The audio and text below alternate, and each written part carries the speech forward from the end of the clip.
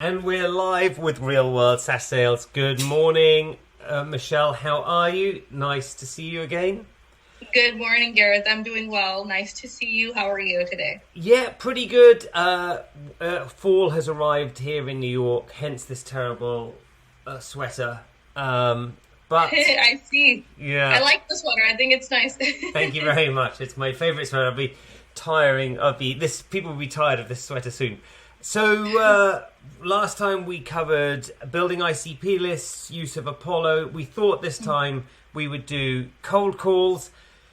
Contrary to popular opinion, contrary even to my opinion, cold calls are not dead. They're just more difficult. And so it is a case of finding mobile phone numbers, being bold, and just fighting your way through in a multi-touch campaign. But you are the master. So I thought I'd turn this over to you, Michelle, to talk us through how you do your cold calls and how you get such great success.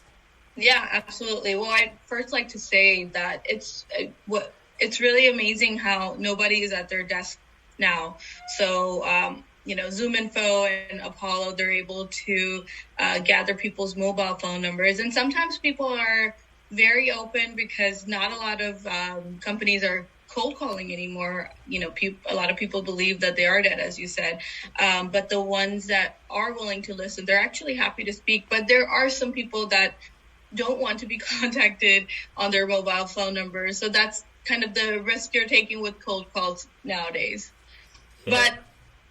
But yeah, so to jump right into it, to show you how I use Apollo to make my cold calls is we have lists built out within Apollo, as we showed you last time how we build our ICPs. So what I do step by step specifically is I will go into my search and I'll click on list.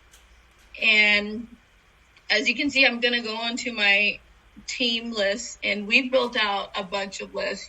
We specifically target recruiting personas, I should say. So, for example, if I show you, I'm going to click onto the head of recruiting, and what you can do is, you can view all of the folks' information. If you want to call the chief people officer, that's who I'm targeting.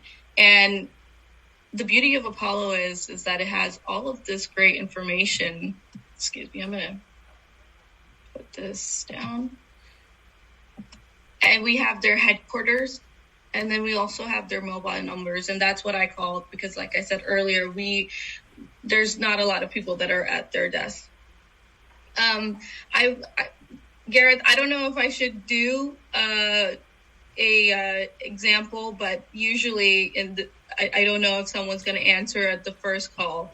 Yes, of course. I think it's important for people to realise it takes a lot of effort on the cold calls. Lot of effort. Yeah, so we've got pretty good statistics now because we've been doing quite a bit of this, and really over the course of 1,000 calls, you'll get. I do have the numbers. I was looking at them this morning, but 1,000 calls over the course of say a full month.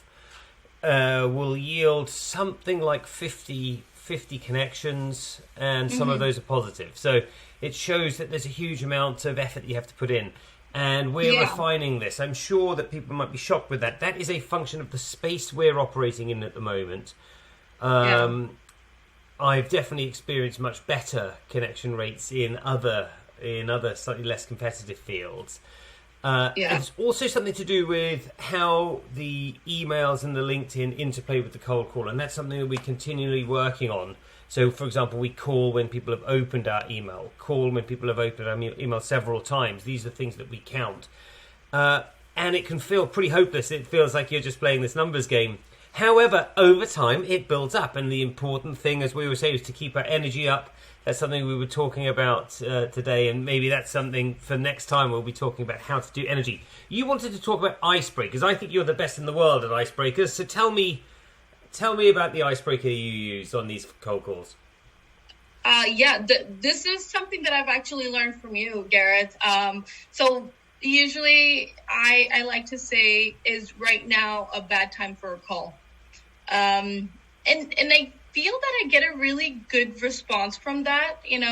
because people will say, no, I've got a few minutes, or they'll, blatantly just tell me I'm not interested. Or the third option is, not right now. And I will ask them, what's a better time to call you back? And they'll tell you, because you're kind of almost putting someone on the spot by doing that. Yep. But it works. It's great. Yeah. And in fact, I'm going to share this on, I'll just share this and maybe on the next one. So that's a tip from the Black Swan Group. And the Black Swan Group is a really interesting company founded by this guy called Chris Voss. He wrote this book called Never Split the Difference. And he was essentially a crisis negotiator for years and years and years, I think with the FBI. And he learned about psychology, and he spotted all sorts of problems with the existing sales techniques, like, getting to yes, he doesn't really believe in at all, from what I understand. And his whole point is to understand the empathy of a call. So, for example, asking, is now a bad time? You're eliciting that no, which means yes in this case. It's all quite cunning. But yeah, he's a very, very interesting person to follow. So that's why I picked that tip up from. And so I'm glad that's helping. Yeah, it's very straightforward. I love it.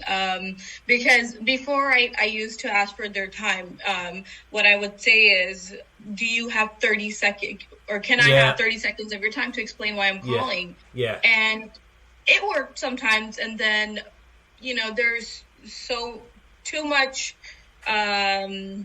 space for them to say no. No, I don't have 30 seconds for you. Yeah. You're not asking for anything. Yeah.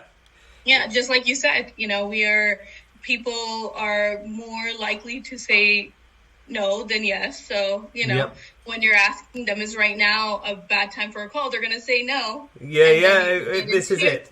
This is it. So, and then I sort of see you standing here, and then I want to talk about it is a dreary Monday morning here in New York City. It's dreary. The only happy thing is my sweater. How do we approach the week here? What are you doing to get your energy up? I know you're going to make, upwards of 50 calls, maybe over the course of the day. What's your energy like? How do you get into the mood to do that? That might be something to share. Because I tell you what, Michelle, I need it this morning. I need some energy. This sweater is not doing it for me. What can I do? So there's a window right by me here, and the sunlight is making me feel so much more energetic. I'm so jealous. I don't have it. I know. Thank goodness we're in California. I'm kidding. So you're suggesting move to California if you want to do better cold calls. You're gonna be better at your job. No, we won't go into taxes. No, actually, Gareth, I will suggest maybe try standing up. It changes your energy. I noticed right now it has kind of woken me up a little bit more, because I was very tired from the weekend. For my weekend, it was just, it's a Monday morning, so. It is a Monday morning. Now, I have a standing desk here, which isn't currently working. So, if I can get that to work, I'm going to stand up. I'll do that after this call. But wonderful. So, in a nutshell, we make a lot of calls. Mm-hmm. We're calling cell phone numbers. Those numbers come from ZoomInfo and Apollo. Mm-hmm.